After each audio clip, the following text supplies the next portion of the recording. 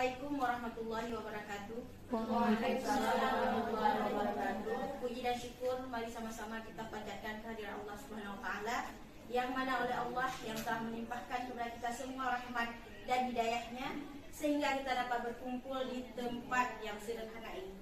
Selanjutnya selawat beriring salam tidak lupa pula kita sanjung sajikan ke pangkuan Nabi besar Muhammad sallallahu alaihi wasallam yang mana oleh Nabi Muhammad yang telah membawa umat manusia dari alam jahiliyah kepada alam yang penuh dengan ilmu pengetahuan seperti yang kita rasakan saat ini. Untuk meningkatkan waktu, mari kita dengarkan Ibu Maulita Anggreni SE ini mempersembahkan tentang prestasi budaya positif yang akan dimunculkan dalam video aksi nyata pada modul 14. Kepada Ibu Maulita Anggreni kami persilahkan. Assalamualaikum warahmatullahi wabarakatuh. Waalaikumsalam warahmatullahi wabarakatuh. Alhamdulillahirabbil alamin wassalatu wassalamu ala asyrafil anbiya'i wal mursalin wa ala alihi washabihi ajmain. Puji dan syukur saya panjatkan kepada Allah Subhanahu wa taala yang telah memberikan kita sehat badan, waras pikiran sehingga kita dapat berkumpul di tempat yang sesederhana ini. Salawat berserta salam tak lupa pula kita sajikan kepada pangkuan alam Nabi besar Muhammad sallallahu alaihi wasallam yang telah membawa kita dari alam kebodohan ke alam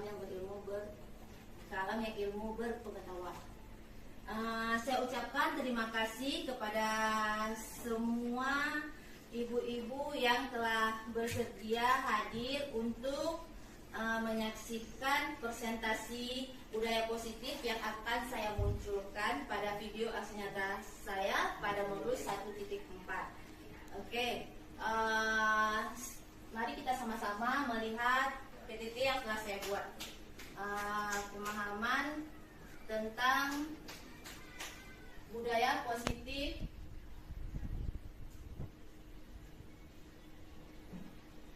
Oke, perkenalkan nama saya Maulita Anggreni, sarjana ekonomi, calon guru penggerak angkatan 11 Aceh Utara. Fasilitator saya Ainul Mardiah, SPD, pengajar praktik Juraida Fatmi, kepala sekolah Kairunisa, SPD, MPD. Perubahan paradigma teori kontrol atau teori pilihan ilustrasi kontrol. Yang pertama, ilusi guru mengontrol murid. Yang kedua, ilusi bahwa kritik yang membuat orang bersalah dapat menguatkan karakter. Ilusi bahwa semua penguatan positif efektif dan bermanfaat. Yang terakhir, ilusi bahwa orang dewasa memiliki hak untuk memaksa. Selanjutnya, perubahan paradigma stimulus respon teori kontrol atau teori pilihan. Untuk stimulusnya, kita bisa melihat di sini kita mencoba mengubah orang agar berpandangan sama dengan kita. Perilaku buruk dilihat sebagai suatu kesalahan. Orang lain bisa mengontrol saya bisa mengontrol orang lain. Pemaksaan ada pada saat ditunjukkan gagal. Model berpikir menang kalah. Untuk selanjutnya, teori kontrol atau pilihan. Kita berusaha memahami pandangan orang lain tentang dunia. Semua perilaku memiliki tujuan, hanya ada yang bisa mengontrol diri Anda. Anda tidak bisa mengontrol orang lain. Kolaborasi dan konsensus menciptakan pilihan-pilihan baru. Model berpikir menang-menang. Selanjutnya, untuk pengertian disiplin positif, di sini kita bisa melihatnya.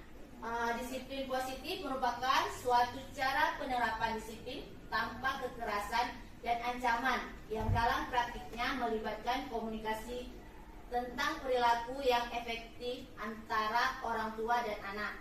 Disiplin positif merupakan pendekatan mendidik anak untuk melakukan kontrol diri dan pembentukan kepercayaan diri. Teori motivasi perilaku manusia. Di sini ada 3 ya untuk perilaku manusia yang dikemukakan oleh Diana Gossen dalam bukunya Restructuring School Discipline, menyatakan ada 3 motivasi perilaku manusia. 1. Untuk menghindari ketidaknyamanan atau hukuman, apa yang akan terjadi jika saya tidak melakukannya? Untuk yang kedua, untuk mendapatkan imbalan atau penghargaan dari orang lain, apa yang akan saya dapatkan apabila saya melakukannya? Untuk yang ketiga, untuk menjadi orang yang mereka inginkan dan menghargai diri sendiri dengan nilai-nilai yang mereka percaya, saya akan menjadi orang seperti yang apabila saya melakukannya.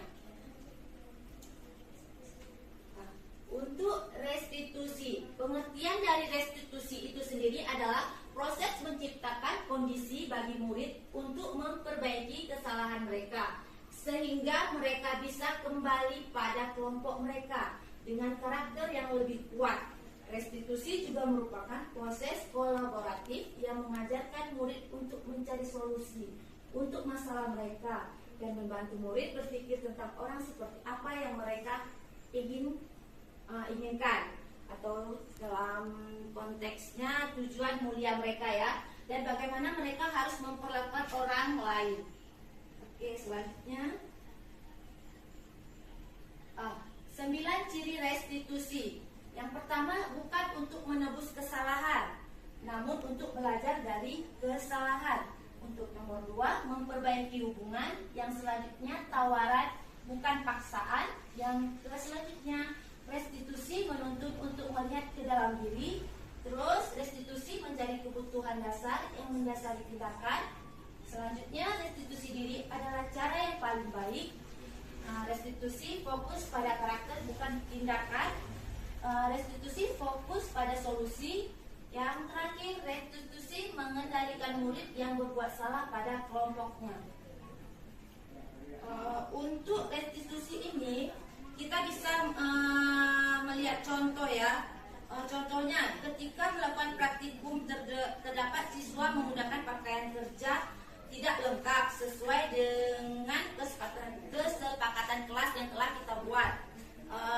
Terus selama ini kita langsung memanfaatkan dan membiarkan mereka melanjutkan praktiknya atau diomelin yang membuat mereka tidak nyaman.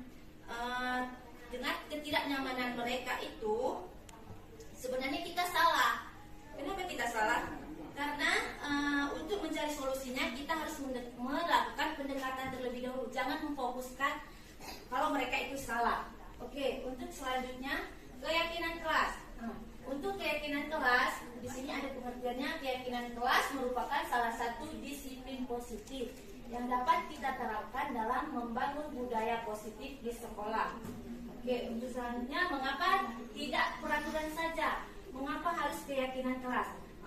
Kenapa begitu? Karena di sini ada tentang kalimat sedikit. Mengapa kita memiliki peraturan harus menggunakan helm bila mengendarai kendaraan roda 2? Ada ibu-ibu yang bisa menjelaskan? Karena untuk Keselamatan. Ya, yang pertama untuk keselamatan diri kita sendiri ya. Untuk yang selanjutnya, mengapa kita memiliki peraturan 3M? Menggunakan masker, mencuci tangan, dan menjaga jarak 1,5 meter. Waktu dalam corona ya. Untuk keselamatan kita juga ya kan? Iya. Oke, untuk selanjutnya, mengapa kita memiliki peraturan harus datang tepat waktu pada saat mengikuti pelatihan? Disiplin. Oke, untuk disiplin. Yang selanjutnya, untuk mendukung motivasi intrinsik, kembali ke nilai-nilai atau keyakinan-keyakinan lebih menggerakkan seseorang dibandingkan mengikuti serangkaian peraturan. Selanjutnya, ini perbedaan antara peraturan dan keyakinan. Kalau peraturan selalu kembalikan buku ke tempatnya. Ini contohnya ya untuk peraturan. Untuk selanjutnya, dilarang mengganggu orang lain. Hadir ke sekolah 15 menit sebelum pembelajaran dimulai. Dilarang melakukan kekerasan, habis itu gunakan masker, jangan berlari di kelas. Itu untuk peraturan. Kalau untuk keyakinan kelas berarti tanggung jawab, menghormati orang lain, berkomitmen, keselamatan, menghormati orang lain, keselamatan dan keamanan. Itu yang termasuk ke disiplin kelas ya tadi ya. Oke, untuk kebutuhan dasar manusia. Untuk kebutuhan dasar sendiri, kita ada 5 kebutuhan dasar manusia yang harus kita penuhi. Ini menurut Dr. William Glasser. Yang pertama, kebutuhan untuk bertahan hidup, ya kan?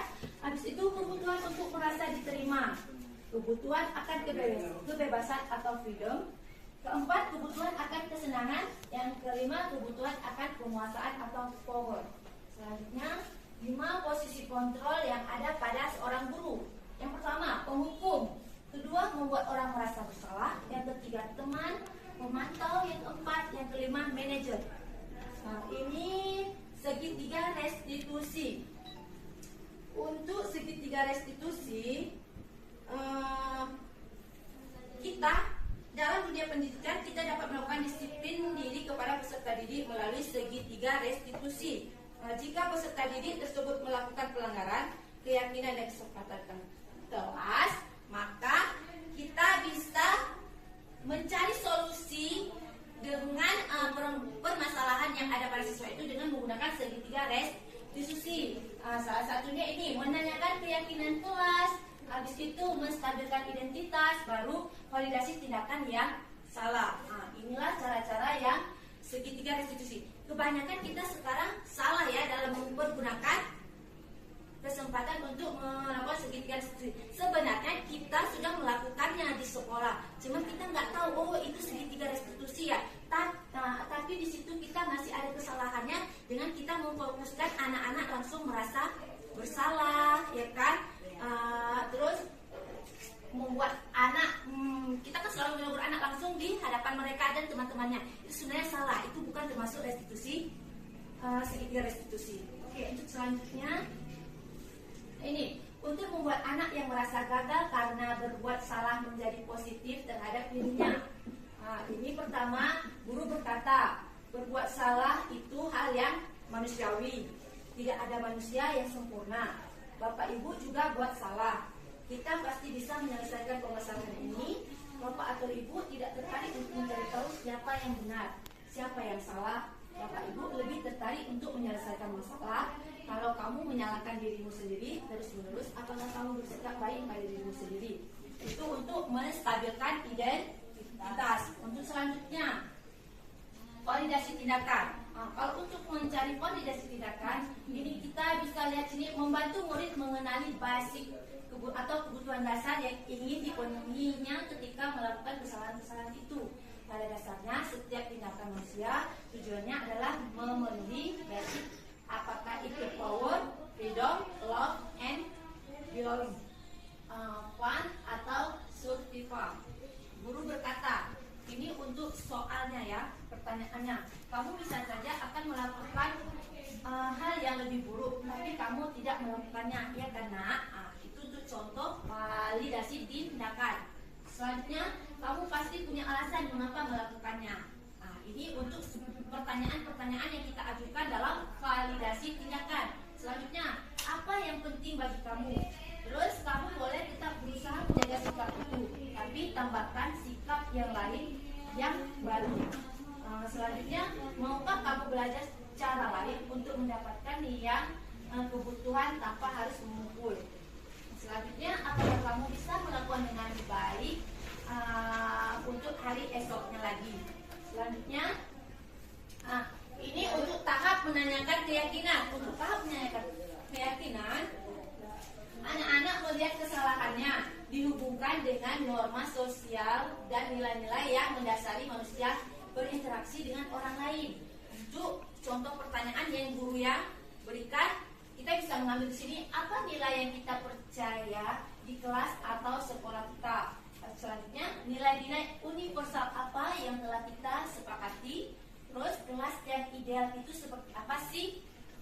Kamu ingin jadi anak seperti apa? Terus apa yang kamu rasakan ketika kamu melakukan itu? Kamu menjadi orang yang seperti apa? Selanjutnya,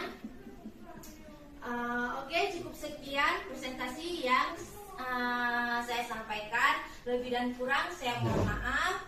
Terima kasih kepada teman-teman yang telah mendengarkan paparan